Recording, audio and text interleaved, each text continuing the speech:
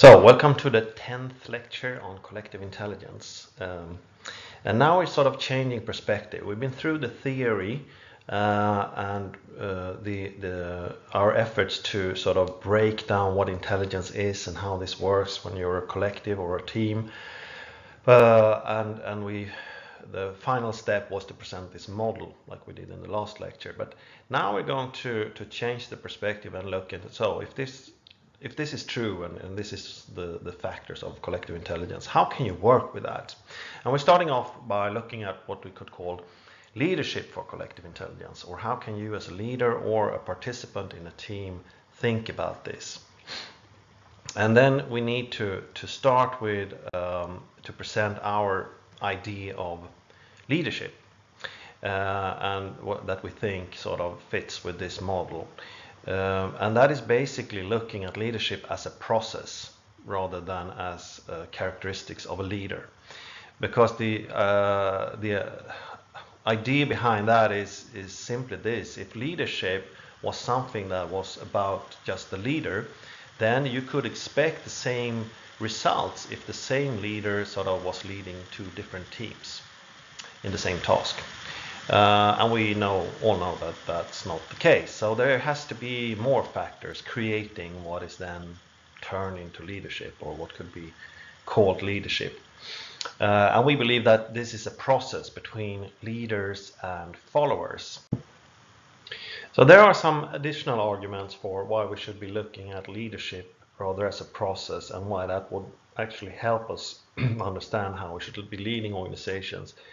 One, of course, is this knowledge distribution, where people over time tend to develop. As we develop more complex societies and organizations, we also need higher levels of specialists, and this means, of course, that ultimately we have a lot of people that are supposed to be led by someone who has knowledge that the leader don't have, and that, of course, creates a situation where these knowledgeable persons or specialists needs to add to the leadership process if we're going to have collective intelligence.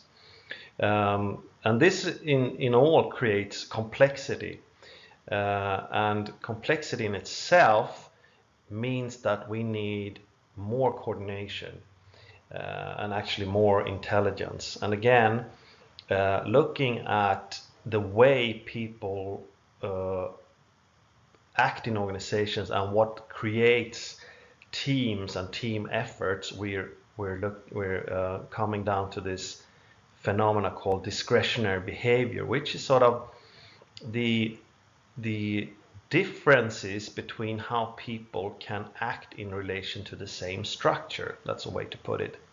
There's always a degree of individual initiative in coordinating things, and this factor has, in a way, you could say, in the old machine paradigm of organization, has been, you could say, to a certain level, ignored. We've been more focused on defining roles and creating plans and processes than actually see how people support this machinery to get it going. And the way to think about this has been put forward by a researcher called Keith Grint, who talks about this from a rather interesting perspective. He talks about organizations in need of constructive dissenters. That is employees who sort of are both involved in what their organization is doing, but they're also able to question things within the organization. They're constructive, but they can also be dissenters if needed. Because what would be the alternative? It would be thinking of organizations as dependent on managers not doing errors.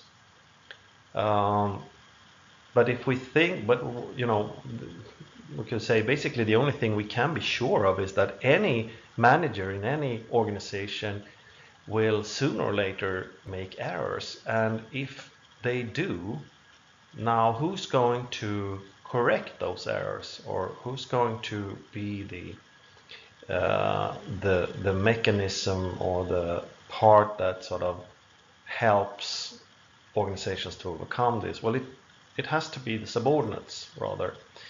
But it's important to see that if this is going to work, you need people with integrity, but also people who are committed. Otherwise, they wouldn't really care, right? So if we have this mutual process between leaders and constructive dissenter employees, you would increase the chances of the organization to become what you could call self-correcting.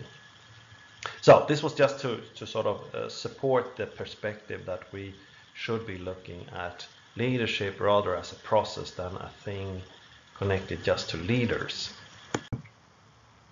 So we believe that if we're going to develop organizations towards higher levels of collective intelligence, we should actually change our paradigm of organizations from what we call the original machine idea about organization to much more the team play idea of organization. And what do we mean by this? Well, if you think about when organizations that we experience them today first started appearing, it's maybe 100, 150 years ago.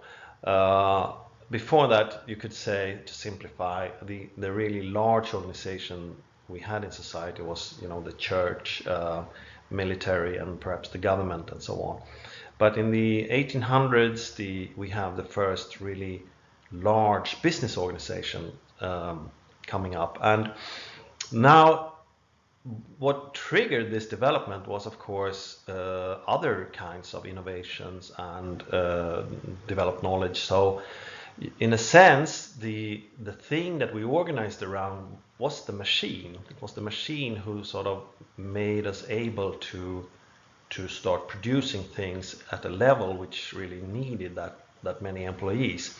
And we also had a transition or transformation from the agricultural societies into the industrial societies, where a lot of the people that were supposed to deliver work in these organizations came from farming and so on, and were fairly uneducated and were given fairly simple tasks in this organizational machinery. So our idea on how to organize things became heavily dependent upon things like structure, like having a plan for what's going to happen, allocate resources according to that, create roles, hire people, instruct them, and so on. And this, of course, has continued, but today, as complexity increases, as knowledge distribution increases, less and less of the actual coordination within organization is driven by these structures. Instead, we perhaps start to need to start thinking about organizations as teams and team play. Because what's a team play? I'm trying to sort of illustrate that with that hockey team on the right side. Well, team is really, if you think about it, always dependent on individual efforts, ideas, and initiatives. And we know that. We know that we need to gather sort of players with a certain level of skill in order to play a certain level of skilled team play. And we know that this vary. We also know that we can sort of prepare for the game by training, by talking tactics and so on. But when we sort of start the game, we know that it's going to be the individual efforts and how they manage to relate in action that will decide whether they, become a good team or not. So from changing the paradigm to this team ideas, we can see that organizations today is much more dependent upon ideas and individual initiatives for coordination than these sort of structured, planned, and organized ideas for coordination. So what would this mean then if we change our paradigm? Well, we can see it indicate some different ways of thinking. If we start with structures in team play tend to be things like tactics, team formation, positions that you sort of arrange and talk about before the game. But they are indicative on how to do things. We're always aware that the way they are enacted is the result of what happens on the field. Instead of in the hierarchical or machine paradigm, where we tend to believe that developing plans, organizational charts, systems, processes, routines, and things like that, we are actually in control of what is then going to happen, which of course we know is not the case, but we tend to act like so. If we want to change this organization, we want to develop something, we change the system or the processes. Now in team play, there is a factor called team play that we're fully aware of. It's an expression for the ability to act as a team, which of course is the result of the quality in the coordination of individual skills while they are enacting what you could call a collective formation and tactics. We are aware of that. If we want to develop a team and develop their team play, we would have to train the team in a mix of individual training and having them play as a team. We would be aware that the relationship between the players, if they don't like each other, if they believe in what they're doing and things like that, will have an effect on how they actually play. But if you look at the machine paradigm, there isn't really anything capturing this, because machines don't need this. Machines, they sort of are just put together by different parts, and then we add energy in some form and they start working. So today we have very vague and unworkable terms like corporate culture or spirit that doesn't really, it says something about us, but it doesn't really help us to work with this phenomenon. And at the end, we know that we have these individual dynamic skills, the skills of the individual to participate in the team. It's things like the stamina, technique, of course, but it's also game perception, coordination, ability, and so on, that we can practice on and we can discuss in the team paradigm. But in the hierarchical machine paradigm, we more focus on formal things like people having the right education, the right experience, what formal positions they have, and so on. And it's like we design a role, which is a box, and then we put a person in it, but we expect them to act like we expect the box to act. So, of course, this isn't as black and white as I'm trying to show it here, but it's a way of understanding that the way we think organizations hasn't really been driven by understanding team play, but rather by engineering organizations. Now, starting to think about organizations as teams, this formula could be perhaps helpful, because how can you sort of split teamwork into parts? You could say, this is one way, of course. If you want to build collective performance, you would have to work with things like energy. Energy, here you could say, is what the individuals put into the process on their own. That could be different levels of energy, of course. It could be different levels of skills, of attitude, of self-awareness, and so on, which all these factors at the individual level would have an effect on the team performance. So we just put that as into energy. But that's not enough, because even if you have a lot of high energy within the individuals, when you put them together, it doesn't necessarily become synergy, because energy can also work against other people's energy. So synergy is the part when the team comes together and coordinate in relation to each other and create collective intelligence and things like that. So that's the real sort of team play part. But again, then if you create synergy or you have some kind of team play, that would also have to be directed towards something, a purpose, a structure, and this comes together as collective performance. And as you can see, we put sort of energy times synergy and times direction. And why do we do that? Well, because if you think about it this way, suppose you have a highly energized number of individuals who like each other, they come together and they create a sort of a synergy and collective power of some sort. And then we have it's totally misdirected. It's working towards something else than our goal. Then you would have, basically zero collective performance anyway, because the team is strong, but it's doing the wrong thing. And again, you can think about it as having a lot of energetic people, a lot of skillful people, and they have a clear direction, but they don't manage to create this synergy. They start to get annoyed with each other, or misunderstand each other, or somewhere this energy is sort of not directed towards the cause, but perhaps rather towards each other within the team. So you don't get the synergy. Well, again, you have zero collective performance, right? And then, of course, you could have people, when they come together, they create something and they do that in the right direction. But suppose that the average level of energy within the people they're exhausted, or they're totally uncommitted and so on, then you would have a very low level of collective performance. So this is just a way of dividing things into a structure or a model that could support a way of thinking how to develop organizations.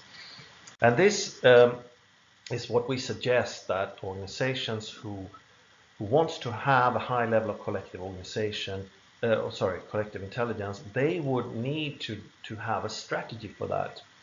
And we believe that this the model that we're suggesting is can be seen and support our thinking at different levels.